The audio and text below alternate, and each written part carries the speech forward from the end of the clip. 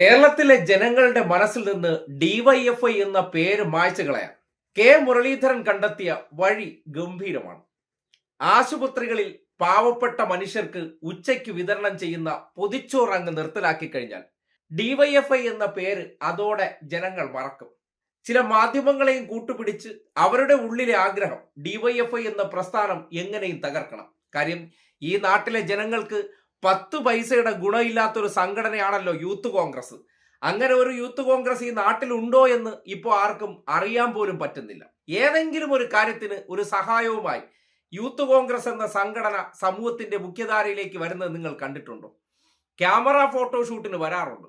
അപ്പോൾ സ്വാഭാവികമായിട്ടും എതിർപക്ഷത്തെ യുവജന സംഘടനയായിട്ടുള്ള ഡിവൈഎഫ്ഐ അവർ കേരളത്തിലെ ആശുപത്രികളിൽ മുടങ്ങാതെ ഭക്ഷണം കൊടുക്കുന്നുണ്ട്. ആ ഭക്ഷണം കൊടുക്കുന്നത് കൊണ്ട് തന്നെ ആ സംഘടനയെക്കുറിച്ച് നാട്ടുകാർക്കൊരു മതിപ്പുണ്ട്. അതിനെ ഇല്ലാതാക്കേണ്ടത് എങ്ങനെയാണ്? ഞാനെന്ന് പറഞ്ഞാൽ മന്ത്രി രാജാവാണ്. മന്ത്രി രാജാവായി കഴിഞ്ഞാൽ എൻ്റെ സാമ്രാജ്യമാണ് കേരളത്തിലെ ആശുപത്രി.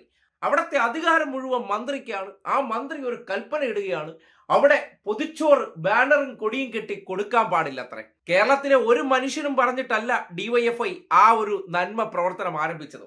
ഈ നാട്ടിലെ മനുഷ്യരുടെ വിശപ്പിന്റെ വില അറിയാവുന്ന ഒരു തലമുറയായതുകൊണ്ടും അവർക്കിടയിൽ പ്രവർത്തിക്കുന്നത് കൊണ്ട് വിശപ്പിന്റെ വില അറിയാവുന്നത് കൊണ്ട് അവർ സ്വമേധയാ മുന്നിട്ടിറങ്ങി ചെയ്തു തുടങ്ങിയ ഒരു പ്രവർത്തനമാണ്.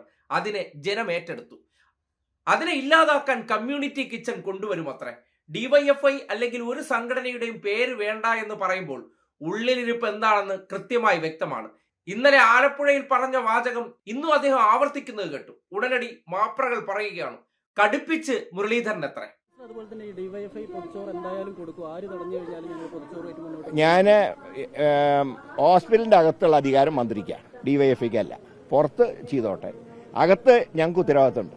അതുകൊണ്ട് കമ്മ്യൂണിറ്റി കിച്ചൺ ഞങ്ങൾ ആദ്യഘട്ടം ആലപ്പുഴ, മറ്റ് സ്ഥലങ്ങളിലേക്കും ഞങ്ങൾ ചില സന്നദ്ധ സംഘടനകളായിട്ട് ചർച്ച നടത്തുന്നുണ്ട്. അതനുസരിച്ച് തീരുമാനമെടുക്കും.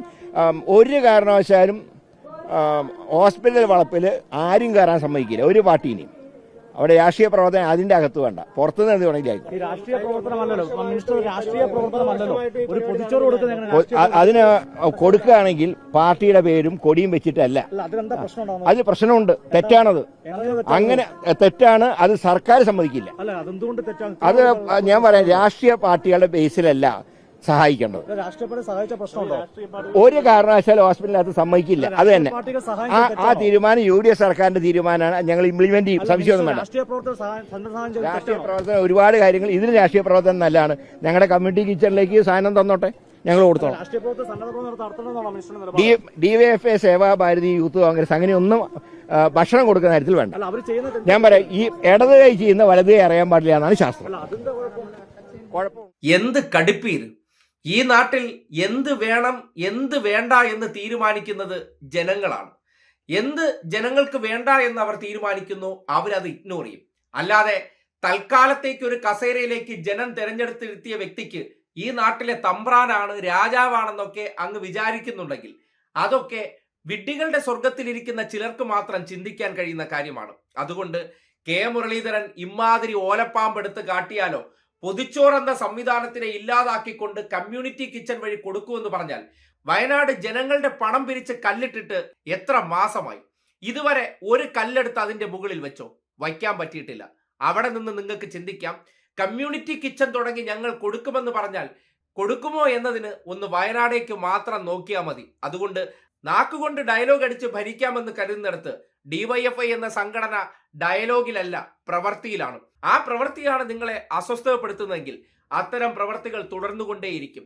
അത് പൊതിച്ചോർ മാത്രമല്ല, ആശുപത്രികളിൽ ഡിവൈഎഫ്ഐക്കാർ എന്നുള്ള നിലയ്ക്ക് തന്നെയാണ് അവർ ചോര പങ്കിട്ട് കൊടുക്കുന്നത്, കരൾ പകുത്തു കൊടുക്കുന്നത്, കിഡ്നി പകുത്തു കൊടുക്കുന്നത്. അതൊക്കെ ഈ നാട്ടിലെ മാനവികത ചിന്തയുടെ ഭാഗമാണ്. അവർ സ്വന്തം ശരീരം സ്വർഗത്തിലേക്ക് അയക്കാൻ ആഗ്രഹിക്കുന്നവരല്ല. ഈ നാട്ടിൽ ജീവിക്കുന്ന മനുഷ്യർക്ക് പഠിക്കാൻ പോലും മരണപ്പെട്ട് കഴിഞ്ഞാൽ അവരുടെ ശരീരം വിട്ടുകൊടുക്കുന്നവരാണ്. അങ്ങനെ ചിന്തിക്കാൻ ഓട് പൊളിച്ചും കുടുംബസ്വത്തായിട്ട് രാഷ്ട്രീയ പദവി കിട്ടിയ വ്യക്തിക്ക് ഒരിക്കലും കഴിയണമെന്നില്ല. അതുകൊണ്ട് ഇമ്മാതിരി ഉമ്മാക്കിയൊക്കെ കാണിച്ചാൽ ഡിവൈഎഫ്ഐ എന്ന സംഘടന ജനങ്ങൾക്കിടയിൽ നിന്ന് ചെയ്യുന്ന പ്രവർത്തനങ്ങളെ മായ്ച്ചു കളയാമെന്നൊന്നും മുരളീധരൻ കരുതണ്ട. അതൊക്കെ ഒരു പാഴ് ശ്രമമാണെന്ന് മാത്രമേ ഓർമ്മിപ്പിക്കാനുള്ളൂ.